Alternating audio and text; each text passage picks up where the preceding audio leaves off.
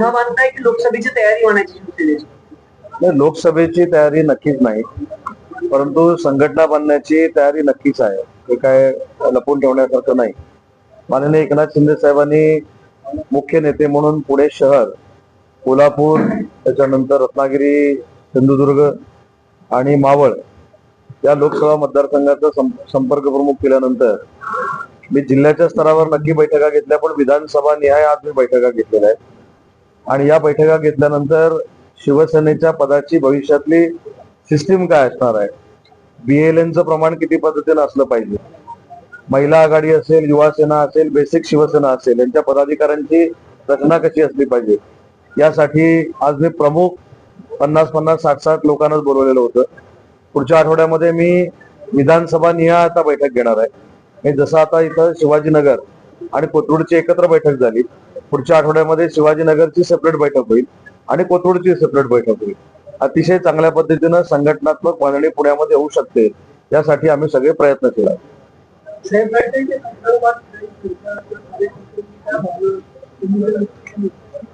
भाषणापेक्षा कार्यकर्त्यांच्या भावना काय आहेत मी ऐकून घेतलेल्या आहेत. त्या सगळ्याच मीडिया समोर मी सांगू शकत नाही, परंतु पदाधिकाऱ्यांचा संपर्क हा 100% असला पाहिजे, हीच कार्यकर्त्यांची महत्वाची भूमिका आहे. आणि असे संपर्क ठेवणारेच पदाधिकारी भविष्यामध्ये नेमले जातात. सातारमध्ये जिल्हा परिषद निवडणुकीमध्ये जो राडा झाला होता, त्याच्यानंतर आज एकनाथ शिंदे साहेब सभा घेत आहेत, तुम्ही देखील जाणार आहे. मात्र त्या अगोदर तुमचे आमदार महेश शिंदे यांची प्रतिक्रिया आलेली आहे की पत्रकारांनी प्रश्न विचारले की शिवसैनिक नाराज आहे त्या प्रकारावर. ते म्हणते सातारा शिवसैनिक आहेच सुद्धा नाराज नाही. त्यांचं असं पण विचारण्यात त्याला शोधून की याआधी अनेकदा डावललं गेलं, कुठल्याही सभेला, कुठल्याही बैठकीला मला आमदार म्हणून आमंत्रण नव्हतं, असं काही झालंय का सातारा? मला वाटत नाही असं काही झालं असेल, कारण तिथं देखील आमचे सिनियर मंत्री शंभूराज देसाई जिल्ह्याचे पालकमंत्री आहेत, शरद कणसे म्हणून एक अनुभवी संपर्क प्रमुख तिथे आहेत. त्याच्यामुळे कोणाला डावलून तिथं राजकारण केलं जाईल आणि ते पक्षातल्याच व्यक्तीला डावलून केलं जाईल त्याच्यावर माझा अजिबात विश्वास नाही. परंतु आमदार महेश शिंदे जरी असं बोलले असले तरी त्याच्यावर मी काही प्रतिक्रिया देणार नाही, कारण शिवसेना तिथं जिल्हा परिषदेमध्ये किती आहे हे शंभूराज देसाईंच्या नेतृत्वाखाली शिवसेनेनं सिद्ध केलेलं आहे. त्याच्यामुळे शिवसेना नाहीच आहे असं सांगणं कितपत योग्य आहे हे तुम्हाला देखील माहिती आहे आणि मला देखील माहिती आहे. त्याच्यामुळे त्यांच्या स्टेटमेंटवर मला काही स्टेटमेंट करायची नाही, पण शिवसेनेचं साम्राज्य अबाधित असल्यामुळं दखल घेण्या एवढे जिल्हा परिषदेचे सदस्य आणि समोरच्याला घाम फोडण्या एवढे जिल्हा परिषदेचे सदस्य हे साताऱ्यामध्ये निवडून आले. एका तुमच्याच आमदारांनी असं वक्तव्य केल्यानंतर कुठेतरी कार्यकर्ते डिमोटिव्ह होतात असं वाटत नाही का तुम्हाला? शिवसेना हा केडर बेस पक्ष आहे, त्याच्यामुळं वंदनीय बाळासाहेबांच्या विचारांना प्रेरित होऊन धर्मवीर आनंद दिघे साहेबांच्या नेतृत्वावर विश्वास ठेवत एकनाथ शिंदे साहेब काम करतायत. एकनाथ शिंदे साहेब शून्यातून विश्व निर्माण करणारं एक नेतृत्व आहे आणि सातारा जिल्हा हा तर स्वतः साहेबांचा जिल्हा आहे. त्याच्यामुळं साहेबांच्या जिल्ह्यामध्ये भविष्यामध्ये शिवसेना ही 1 नंबरलाच असेल हा मला ठाम विश्वास आहे. साताऱ्यात जर सगळं राडं झालं त्यानंतर पहिल्यांदा उपमुख्यमंत्र्यांची सभा आहे, म्हणजे त्या सगळ्या जिल्हा परिषदेनंतर पुन्हा साताऱ्याची बांधणी घेतली. उपमुख्यमंत्र्यांनी सुद्धा लक्ष घालून पाडण्यापेक्षा मला आपल्याला देखील त्या कार्यक्रमाचं निमंत्रण द्यायचं आहे. कांदणी मैदानामध्ये जी ऐतिहासिक सभा होते ही रेकॉर्ड ब्रेक गर्दीची सभा असणार आहे. त्याच्यामुळे काही लोकांना कळेल शिवसेना आहे की नाही. पण मला असं वाटतं की ज्या पद्धतीने एकनाथ शिंदे साहेब या महाराष्ट्रामध्ये स्वतःचं नेतृत्व कर्तृत्व सिद्ध करून काम करतायत, त्यांच्या पक्षावर बोलण्याचा कोणालाही अधिकार नाही. पण अचानक सभा घ्यायचे कारण प्लॅन होतं. माझ्याकडे देखील साहेब येणार आहेत. ज्या ज्या ठिकाणी जिल्हा परिषदेमध्ये, पंचायत समितीमध्ये, नगरपालिकांमध्ये घवघवीत यश मिळालेलं आहे त्या निवडून आलेल्या लोकप्रतिनिधींच्या पाठीवरनं मायेचा हात फिरवणं, त्यांना शाबासकी देणं ही कर्तृत्वाची एक सिस्टीम असते जी युबीटी मध्ये घडली जात नाही, ते साहेबांकडनं केली जातं. आणि तेच मायेचा हात पाठीवरनं फिरवण्यासाठी साताऱ्यासह महाराष्ट्रामध्ये साहेब येणार आहेत. त्याची सुरुवात साताऱ्यातनं होते. महेश शिंदेना असं वक्तव्य केलं हे पक्षविरोधी वक्तव्य नाही का असं वाटत नाही तुम्हाला? हे पक्षविरोधी वक्तव्य आणि जर वाटत असेल तर त्याची काय कारवाई केली जाणार? पहिली गोष्ट त्या वक्तव्याकडेच मी दुर्लक्ष करतो. मुद्दा असा आहे की एकनाथ शिंदे साहेबांच्या नेतृत्वाखाली शिवसेना साताऱ्यामध्ये काय आहे हे तिथल्या मतदारांनी दाखवून दिलेलं आहे. जिल्हा परिषदेच्या निवडणुकीनंतर तिथं काय राडा हा शब्द तुम्ही वापरला तो काय झाला हे देखील तुम्हाला माहिती आहे. कशा यंत्रणांचा वापर कोणी केला याच्यावर मला बोलायचं नाही, पण तो यंत्रणांचा बळाचा वापर झाला हे देखील तुम्हाला माहिती आहे. आणि याच्यामधनं जो जनतेमध्ये आक्रोश आहे त्याला देखील कदाचित आज वाचा फुटणार आहे.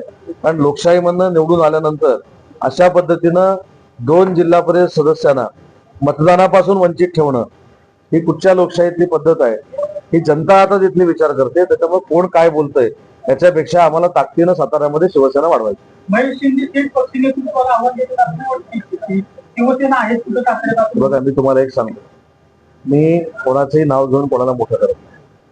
माननीय एकनाथ शिंदे साहेबांच्या नेतृत्वाला आव्हान देणारे कसे मातीमोल झाले ते तुम्हाला माहिती आहे.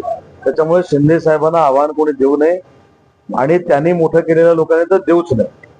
सर, विधान परिषदेचं काय? राज्यात आता सगळीकडे विधान परिषदेचं आहे, पुण्यातून देखील 1-2 नावं चर्चेत आहेत. तुम्ही काय पक्ष म्हणून चर्चा केलं, कुणाला संधी देण्याचं ठरवलं, असं काही चर्चा बैठका झाल्या? विधान परिषदेचं काय हेच खरं मी तुम्हाला विचारणार होतो. मलाच माहिती नाही काय ते. आणि आमच्या पक्षातली सिस्टीम तुम्हाला माहिती आहे की साहेब त्याच्यावर निर्णय घेतील, साहेब योग्य तो निर्णय घेतील आणि महाराष्ट्राच्या जनसामान्य मतदारांच्या मनात असलेला निर्णय. पण काय निर्णय असेल? कारण किती जागा तुम्ही त्याचा तरी काय निर्णय हाच असेल की ज्या जागा आमच्या वाट्याला येतील त्या आम्ही जिंकू आणि जिंकल्यानंतर सुद्धा एखादी जागा जर आम्हाला लढता आली तर आम्ही लढू आणि विरोधकांचा पराभव करू. मुंबई महानगरपालिकेमध्ये तुम्ही सत्तेमध्ये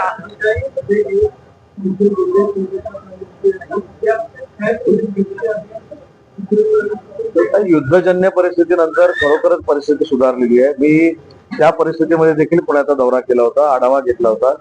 त्याच्यामुळे पीएनजी गॅसच्या ज्या लाईन फिरवायच्या होत्या त्या बहुसंख्य ठिकाणी फिरवून झालेल्या आहेत. त्याच्यामुळे भविष्यात असं दुर्दैवानं जर संकट आलं तर त्याच्यावर मात करण्याची ताकद पुणेकरांमध्ये असली पाहिजे, आमच्या डिपार्टमेंटमध्ये असली पाहिजे. म्हणून आम्ही ज्याला आपण काय म्हणतो लॉंग टर्म विचार करून काही गोष्टी करतो. मुंबई महानगरपालिकेमध्ये तिथल्या नगरसेवकांना निधी वाटपाबाबत भाव केला जातो अशी चर्चा रंगली. एक चर्चा सगळीकडे रंगलेली आहे, परंतु तिथं युतीचं साम्राज्य आहे त्या महानगरपालिकेवर आणि समन्वयाने सगळ्या गोष्टी होत आहेत. शिवसेनेचे उपमहापौर संजय गाडी याच्या संदर्भात योग्य तो निर्णय घेत आहे, तर तिथं कुठेही कटुता नाही. यवतमाळमध्ये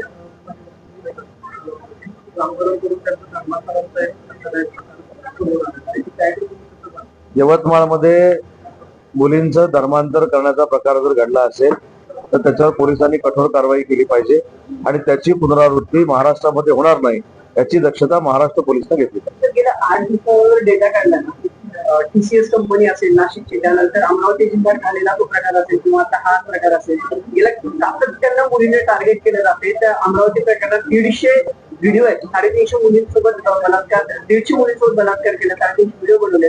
टीसीएसचं कसं प्रकरण आहे? सरकार म्हणून यावरती काही ठोस भूमिका घ्यायची वेळ आली असं वाटत नाही? सरकारनं ठोस भूमिका घेतलेलीच आहे.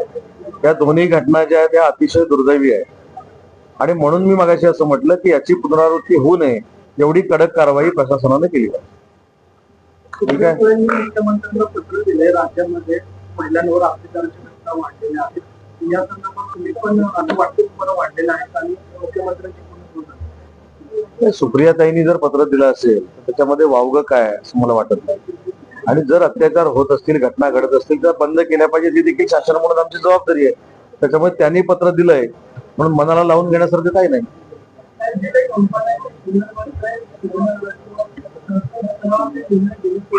कशाबाबत? नाही, आयटी कंपन्यांच्या संदर्भामध्ये मी मगाशी तेच सांगितलं की प्रशासनानं, विशेषतः पोलीस प्रशासनानं ज्या ज्या ठिकाणी ह्या आयटी कंपन्या आहेत तिथं अशा पद्धतीचे प्रकार घडणार नाहीत त्याच्या प्रिकॉशन्स घेतल्या पाहिजेत.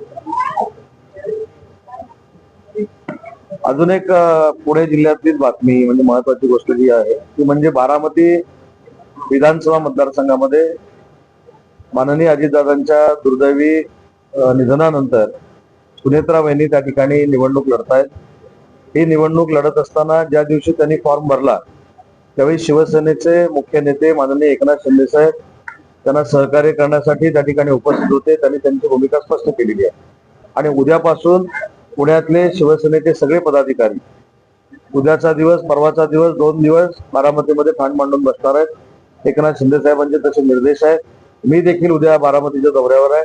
मुख्यमंत्री महोदय देखील बारामतीत असणार आहेत. त्याच्यामुळे जेवढं सहकार्य सुनेत्रा वहिनींना करता येईल तेवढं एकनाथ शिंदे साहेबांच्या नेतृत्वाखाली आम्ही बारामतीमध्ये करतोय आणि सुनेत्रा वहिनी विक्रमी मतानं निवडून येतील ही आम्हाला खात्री आहे. थँक्यू.